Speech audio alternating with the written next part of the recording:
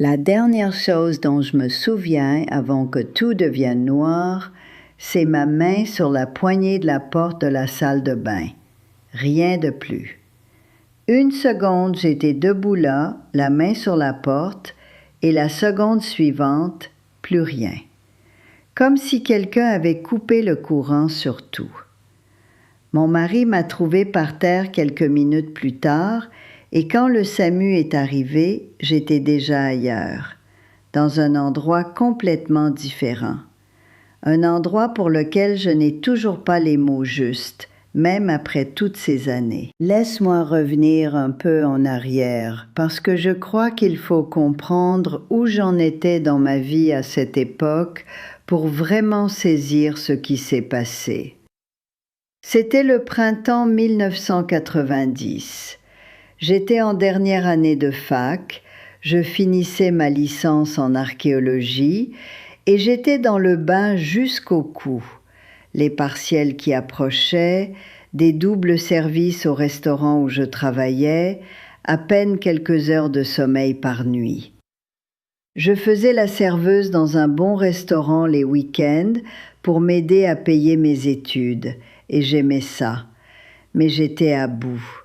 Ça durait depuis des semaines. Et quelque part au milieu de tout ce stress et de cette fatigue, j'avais développé un ulcère. Je n'y avais pas vraiment fait attention. J'étais jeune. Je me croyais invincible, je suppose. On avance, on fait avec. C'est ce qu'on fait quand on a la vingtaine et qu'on pense que la vie ne peut pas vraiment nous atteindre. Un vendredi soir d'avril, j'assurais le service du dîner et j'avais très mal. Mal au ventre. Ce genre d'inconfort qui s'installe et qui ronge de l'intérieur pendant toute la soirée. Honnêtement, je ne savais pas si j'allais pouvoir finir mon service. Et puis, j'ai senti une petite détonation, juste au milieu du ventre. Pas une douleur aiguë ni dramatique, juste une petite détonation douce, presque délicate, et la douleur a disparu. J'ai pensé, bon, c'était peut-être une bulle de gaz ou un problème passager. J'ai ressenti un tel soulagement que je n'ai pas cherché plus loin. J'ai fini mon service, je suis rentrée chez moi et je suis allée me coucher. Le lendemain matin, je me suis sentie un peu nauséeuse, un peu bizarre, mais je n'y ai pas pensé davantage. Mon mari et moi avions des projets pour ce soir-là, un dîner avec des amis qu'on n'avait pas vus depuis longtemps, et je ne voulais pas annuler. Je n'étais pas dans mon assiette, mais je me suis apprêtée et on y est allé. J'ai mangé un plat de poulet avec une sauce aux cerises et j'ai pris un verre de vin rouge. Je m'en souviens très précisément, et la raison pour laquelle je m'en souviens, c'est ce qui s'est passé quand on est rentré à la maison. Je suis tombée très malade, vraiment très malade. Et quand j'ai regardé ce qui remontait, il y avait quelque chose de sombre, quelque chose qui ne semblait pas normal. Mais j'avais pris cette sauce aux cerises et le vin rouge. Alors je me suis convaincue. J'ai appelé mon mari et il a regardé aussi. Et tous les deux, on a rationalisé ensemble. La sauce aux cerises, le vin rouge, ça expliquait tout. On est retourné se coucher. Je repense encore à ce moment parfois. Comme il est facile de se convaincre d'ignorer les choses qui font peur. On avait mis le réveil très tôt le lendemain matin parce qu'on avait prévu d'aller ensemble au marché aux puces. Et quand ce réveil a sonné, je me sentais vraiment mal, nauséeuse, faible, et une soif désespérée que je n'arrivais pas à expliquer. J'ai dit à mon mari d'y aller sans moi, que j'avais besoin de me reposer. Je l'entendais en bas qui se préparait à partir, et tout ce à quoi je pouvais penser, C'était un grand verre de Coca-Cola bien glacé avec beaucoup de glaçons.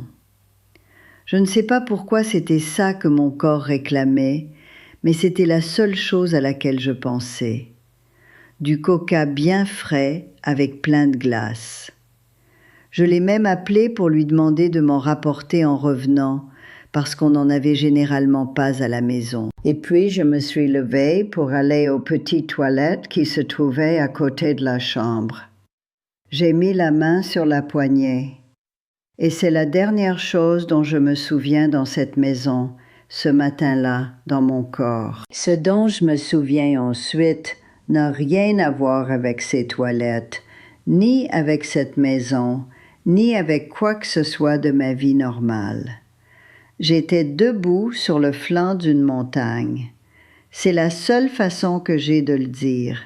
J'étais là, sur le côté d'une chaîne de montagnes au sommet enneigé, et dans la vallée en contrebas, entre deux massifs, s'étendait la vallée la plus verte et la plus incroyablement belle que j'ai jamais vue. Les gens qui ont vécu des expériences comme celle-là disent toujours que les couleurs de l'autre côté sont indescriptibles, et je me demandais ce que ça voulait dire avant que ça m'arrive. Maintenant, je sais exactement ce que ça signifie. Ce n'est pas seulement que les couleurs sont plus vives, c'est que les couleurs portent quelque chose. Elles portent un sentiment, elles portent un sens. Le vert de cette vallée n'était pas seulement une couleur, il était vivant. Il me communiquait quelque chose comme bienvenue, quelque chose comme chez soi. Et je me suis sentie faire partie de tout ça. Pas comme une personne debout à l'extérieur qui contemple un beau paysage, mais comme un vrai fragment du tissu de tout cela. Comme si j'étais entrelacée à l'énergie de toute la scène.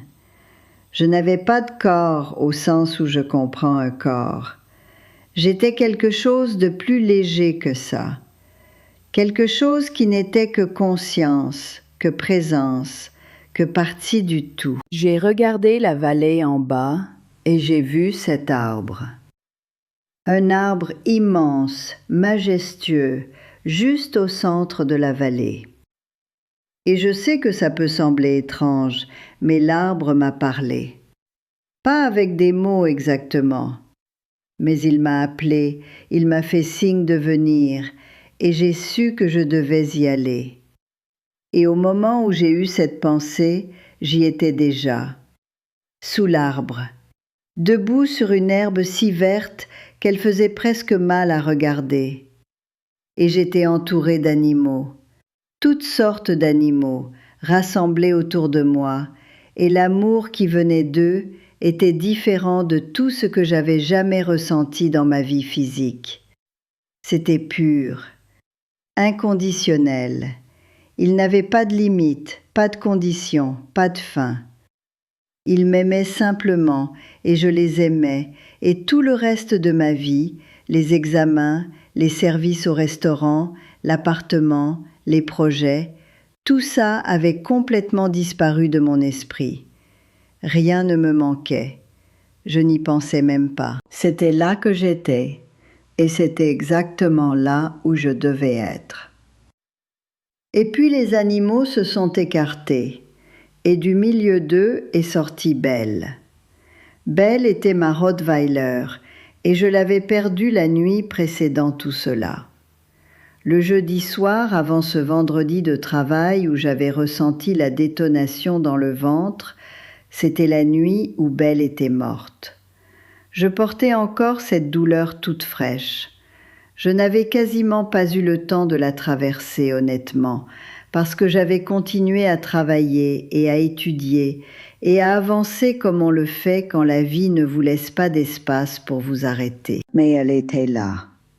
Et elle avait l'air qu'elle avait quand elle était jeune, peut-être 2 ou 3 ans, comme je l'avais connue au début quand elle débordait encore de cette énergie des premiers temps, le poil brillant, forte, rayonnante.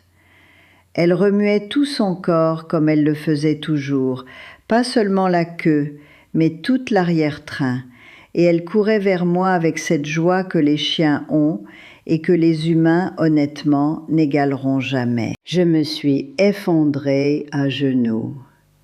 Je pleurais. Je n'y avais même pas réfléchi, je suis simplement tombée par terre et je l'ai serrée dans mes bras, et elle me léchait les larmes sur le visage, et je n'arrêtais pas de répéter son nom. Belle, belle. Je ne m'attendais plus jamais à la revoir. Je venais de la perdre, et elle était là, jeune et entière, et tellement heureuse, et l'amour à ce moment-là dépassait tout ce que je pourrais mettre en mots. C'est le genre de sentiment qu'on porte avec soi pour le reste de sa vie, même quand on ne peut pas le décrire. Et puis, de très loin, j'ai entendu mon prénom. C'était faible au début, comme quelque chose qui arrivait à travers de l'eau. Et je ne voulais pas répondre. J'ai résisté. Je m'en souviens très clairement, cette sensation de simplement « non, laisse-moi tranquille, laisse-moi rester ici ». Mais j'ai reconnu la voix. C'était la voix de mon mari. Et tandis qu'il continuait d'appeler, je pouvais sentir la peur en elle. Cette peur, c'est ce qui m'a atteinte. Pas un ordre, pas vraiment une traction, juste sa peur. Et quelque chose en moi a répondu à cette peur à un niveau que je ne peux appeler que physique, même si je n'étais plus dans mon corps. Quand j'ai finalement cédé, je me suis sentie tirée en arrière, loin de Belle, loin des animaux, loin de cet arbre. À travers tout cela, comme être entraînée à reculons dans un tunnel, jusqu'à ce que j'ouvre les yeux et que je sois sur le sol de ma maison, et que mon mari soit là et me dise « Ne bouge pas, le SAMU est en route ». Je ne me rappelle pas tout ce qui s'est passé ensuite de façon claire et linéaire. Ce que je sais, c'est qu'on m'a emmenée immédiatement en réanimation, et pendant que tout ça se déroulait, pendant qu'il s'occupait de moi, je me suis divisée. C'est le seul mot que j'ai pour ça. Une partie de moi était dans ce lit et une autre partie observait depuis au-dessus. Et je crois que c'est là que je suis partie de façon plus complète, si ça a un sens, parce que la chose suivante dont je me souviens, c'est d'être à nouveau ailleurs, dans un jardin cette fois, un beau jardin, tranquille, incroyablement paisible, avec le même type de couleurs et de lumière indescriptibles que dans la vallée. Des arbres longeant les bords, des fleurs en pleine floraison, et cette même sensation d'être entrelacée à lui, d'être faite de la même substance que tout ce qui m'entourait. J'ai trouvé un banc en bois dans le jardin, sculpté, magnifique, et je me suis assise. Et après un moment, j'ai vu une brume se former au loin. Elle s'est approchée de moi en prenant forme lentement, la forme d'un homme. Un moine bouddhiste, vêtu de robe orange, la tête rasée, les pieds nus. Il semblait avoir la quarantaine bien entamée, et il portait avec lui un calme que je ne peux pas décrire, comme la sérénité rendue visible. Il est venu s'asseoir à côté de moi sur le banc et s'est présenté. Il s'appelait Ao. Et Ao m'a expliqué que j'étais dans le jardin, que c'est là que je viens dans l'espace entre les vies, que quand je suis là, il est mon guide, et que ma mission dans cet espace, dans cet entre-deux, est d'apprendre les arts de la guérison. Comment travailler avec l'énergie, comment soigner les plantes, les animaux et finalement l'être humain. On a marché ensemble jusqu'au bord du jardin et on a regardé une prairie remplie d'animaux, des moutons, des vaches, des chèvres, et je pouvais sentir leur énergie de la même façon que je l'avais sentie avec Belle et les autres animaux dans la vallée. cet amour écrasant et enveloppant. J'ai posé une question à Hao sur la vallée, sur pourquoi je n'y étais plus, et il a expliqué que la vallée est une entrée, comme un portail ou un pont, le premier endroit où on va quand on arrive. Et puis est venu le moment où il m'a dit qu'il était temps de rentrer. Il y a eu une lueur qui est descendue sur la scène, comme un rideau qui tombait, presque aux couleurs de la nacre, iridescent, mouvant, magnifique, et la scène a commencé à se fermer. Hao m'a regardé et a hoché la tête, et j'ai su. Je me suis réveillée pendant que 2 infirmières me frictionnaient dans ce que j'ai compris plus tard être le service de réanimation. Elles me préparaient pour une opération. L'une d'elles a regardé l'autre et lui a dit d'aller chercher le médecin. Le médecin est entré et a décidé de faire une dernière endoscopie avant l'intervention et grâce à elle, il a pu utiliser un laser pour stopper le saignement. Ce que j'ai appris plus tard dans la journée, c'est que la petite détonation que j'avais ressentie au travail ce vendredi soir-là était un vaisseau sanguin qui avait éclaté dans mon estomac. J'avais saigné en interne depuis ce vendredi soir jusqu'à ce dimanche matin où je m'étais effondrée. Presque 4 jours. Personne ne le savait. Je ne le savais pas. Je suis restée 5 jours à l'hôpital. Et quand mon mari m'a finalement ramenée à la maison, je n'arrivais pas à m'arrêter de regarder le monde autour de moi. C'était un jour de printemps en Provence, les glycines en fleurs, des mimosas partout, des fleurs sauvages au bord des chemins. Et je n'arrêtais pas de lui demander « Tu ne vois pas l'énergie ?» Il ne comprenait pas ce que je lui disais, mais moi je la voyais. Je voyais l'énergie irradiée de chaque plante qu'on croisait, de chaque arbre, de chaque être vivant le long de cette route. C'était comme si quelqu'un avait allumé une fréquence à laquelle je n'avais jamais pu accéder avant, et maintenant c'était tout ce que je percevais. On est arrivé dans l'allée de notre maison et je me suis arrêtée. On avait un vieux chêne immense dans le jardin de devant, une chose belle et très ancienne, plusieurs siècles de vie, et j'avais toujours aimé cet arbre. Je sortais parfois juste pour l'étreindre, il était tellement majestueux. Mais maintenant je le voyais différemment. Je pouvais voir son champ d'énergie autour de lui, qui s'étendait, vivant et communiquant d'une façon que je n'avais jamais pu percevoir avant.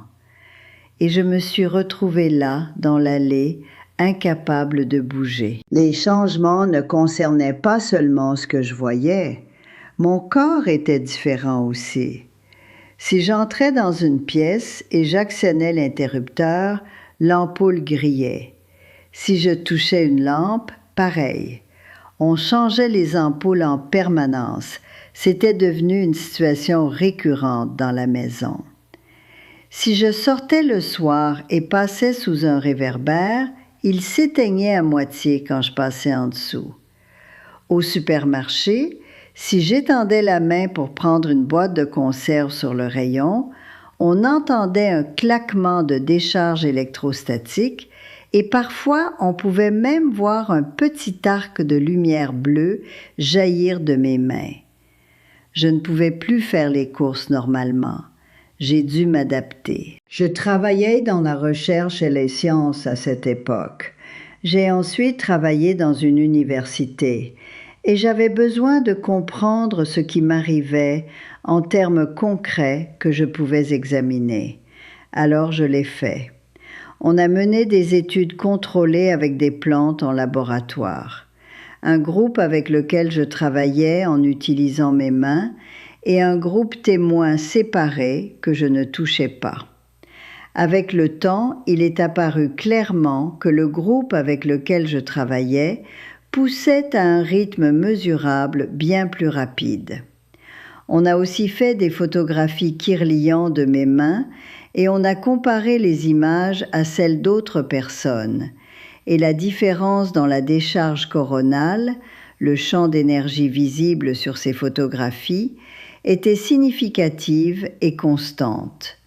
Ce n'était pas juste une sensation que je portais en moi, c'était là, dans les données. Je me suis formée au toucher thérapeutique, une modalité proposée par l'hôpital où je travaillais, similaire par certains aspects au Reiki, qui consiste à travailler avec l'énergie et l'intention à travers les mains et certains schémas de mouvement pour favoriser la guérison dans tout le corps. J'ai atteint le niveau 4 de certification et j'ai travaillé avec de nombreux patients dans ce programme et les résultats étaient significatifs et réels. C'est la chose la plus gratifiante que j'ai jamais faite dans ma vie professionnelle, parce que j'ai finalement compris ce que Hao m'avait montré dans ce jardin, que c'est pour ça que je suis revenue. Apprendre à guérir. Être vraiment utile dans le monde d'une manière particulière qui avait été ouverte en moi. Je révèle la vie différemment maintenant. J'ai toujours aimé les animaux et les plantes, même avant. Mais il y a un savoir en moi maintenant qui n'était pas là avant ce matin d'avril 1990. Un savoir que ce que nous voyons autour de nous, ce monde quotidien ordinaire, cette vie tridimensionnelle dans laquelle nous vivons, est réel. Mais ce n'est qu'une partie de l'histoire. Notre vrai moi, la partie la plus profonde de ce que nous sommes vraiment, vit quelque part qui est fait entièrement d'amour. Et cet amour nous relie tous, non seulement les uns aux autres, mais à chaque être vivant. Aux animaux, aux arbres, à tout ce qu'on voudra appeler la source de tout. Ce qui m'a ramenée de cette vallée, ce qui m'a atteinte même à travers la paix que je ressentais là-bas, c'était le son de la peur de mon mari dans sa voix. L'amour humain ordinaire, imparfait, désespéré, c'est ce qui m'a ramené à la maison. Et j'y pense beaucoup. Je crois que le message là-dedans n'est ni compliqué ni philosophique. C'est simplement que nous sommes tous connectés. Nous sommes tous la même chose au niveau le plus profond de ce que nous sommes. La seule chose qui nous fait nous sentir séparés les uns des autres, c'est la peur. Et quand on a vu ce que j'ai vu, quand on a ressenti ce que j'ai ressenti sous cet arbre et dans ce jardin, et en présence de ce moine assis à côté de moi sur ce banc, la peur commence à sembler très petite, très passagère, très inutile. Cette expérience n'a pas seulement changé la façon dont je vis, elle a changé ce que je comprends de ce qu'est la vie, et j'en suis reconnaissante chaque jour.